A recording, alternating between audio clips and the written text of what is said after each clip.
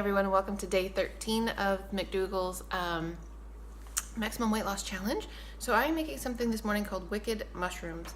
There are several recipes that I've wanted to make, but they all are kind of time intensive, not necessarily labor intensive, but they cook for a long time on the stove. So this one actually needs about, I'd say close to an hour and a half to make from start to finish. So make sure you have some time on your hands if you're going to make this recipe. But first things first, I wanted to get the first thing started so that I could actually talk to you guys about what it is that I'm doing and then chop up some more stuff. So first things first, you want to take a pot and in it you want to put half a cup of vegetable broth, and then you want to put in 1 onion that you've chopped up and a green bell pepper that you've chopped up. And it says chunked, so I'm assuming that means into fairly large pieces, but I didn't really do it into fairly large pieces because I wasn't really 100% sure about that. So you want to cook this for about 5 minutes. And I've got, where is that? Mushrooms, no, onions. I'm going to mushrooms, but onions and peppers. So those two things need to go in there and cook for about 5 minutes before you add in the mushrooms. So we're gonna add mushrooms, bay leaf, and thyme to this. So 2 bay leaves, 1/4 teaspoon of thyme, and 1.5 pounds of mushrooms, which I actually have 1.5 pounds minus 3 because I used 3. So anyways, I'm going to wash these real well, and then it says to just quarter them, but the mushrooms are pretty big, so I'm going to do more than quarter them, obviously, but not little pieces. So anyway, I'm going to go get the onion and the pepper started. I'm going to chop this all up, and that will be the next step. And once I've done that, I will come and I will talk to you guys about what it is that you do after that. So I'll see you guys in a little bit. Okay guys, so the pepper and the onion have been cooking in half a cup of veggie broth now for about 5 minutes. So I'm going to go and add the next couple of ingredients. So you want 1/4 teaspoon of thyme and 2 bay leaves, and these are what the mushrooms look like all chopped up. They're not in little tiny chunks by any means, but that's, well, there's 2 there, but anyways, so those are all nice and chunked up. I'm going to put those in there. When you do that, you want to cook those for 10 minutes, stirring occasionally.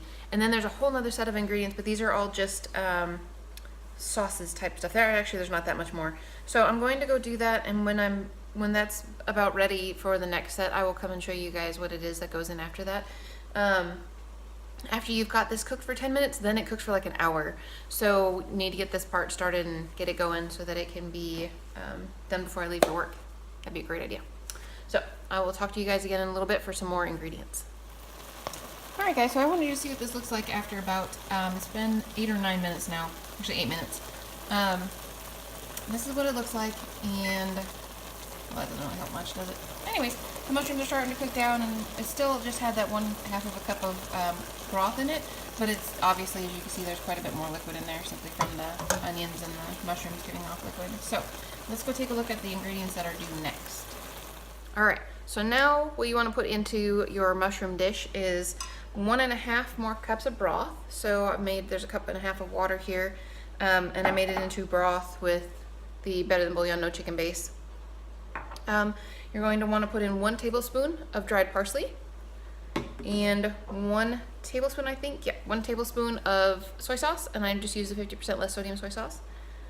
1/4 of a cup of tomato paste, so I just measured that out, 1/4 of a cup of tomato paste.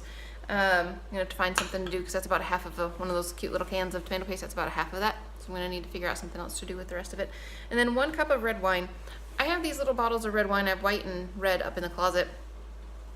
We don't drink it all, but every once in a while you come across a recipe that actually calls for it. And seeing as this is going to cook for another 60 minutes, I'm going to guess that all the alcohol is going to come off of this, so it's not going to be a problem. And I don't think Dr. McDougall would put something in a recipe that's super bad for you anyway. So anyways, and then also black pepper to taste. So you want to add these ingredients, and then it says to simmer slowly uncovered over low heat for at least 60 minutes longer until the liquid becomes a thick sauce. Then take the bay leaves out and serve it over whatever. So it says rice, grains, or potatoes. So I'm going to go get this stuff all started so that it has an hour to cook, and then I will be back with you guys to show you what it is that I'm going to serve it over. All right guys, so I am done cooking, and this stuff smells and tastes amazing. Oh my gosh, it is so good. So take a peek at this before I do anything to it so that you can see what it looks like actually when it's just done cooking. So here you can see it's really pretty red color, and it is, ooh, crooked. It's really good. It tastes super, super amazing. My house smells wonderful at the moment. It smells really savory. You can smell the red wine for sure. But yeah, this is super, super, super tasty. I tried it a few minutes ago. What I'm going to do is mix in a cup of already cooked rice to give it some grains to make it satisfying, but I'm going to serve it over vegetables. I wanted to serve it over cauliflower, but we don't have any plain cauliflower. We have cauliflower and broccoli frozen bags mixed, so I'm just going to serve it over that. And I think this is going to taste fantastic. So I am going to go and make a plate of this to show you guys, but I really did want you to see it before I mixed anything else into it to see what it looks like. But oh wow, it smells so good. So I'm really excited about this. But I will be back with you guys in just a few minutes so you can see what it looks like when it's all plated up. Alrighty guys, so here we go. Doesn't that look amazing? So it also tastes fabulous. Like, this is super, super, super, super tasty.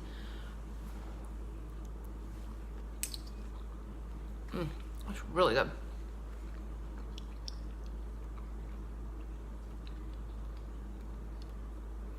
You really have to make this recipe. It's really good if you like mushrooms. If you don't care for mushrooms, you might not like this. I'm not actually sure, but I think this is fabulous. Like, really, really tasty. So I'm gonna take this with me for a meal. And I'm also going to take a bowl of the Tuscany white bean soup. White bean soup? Just Tuscany bean soup, whatever it was called. Anyways, so that's what I'm going to take with me for food for the day, and I'm going to leave the other half of this for my husband. I don't know whether he'll eat it or not. He's not very good about eating stuff that I make him sometimes. Sometimes he does, sometimes he doesn't. Whatever the day, whatever he feels like. It's no big deal, either way. If he doesn't eat it, more for me for leftovers. Yum. So anyway, I'm gonna go put this together before I eat it all before I go, and I will talk to you guys again later.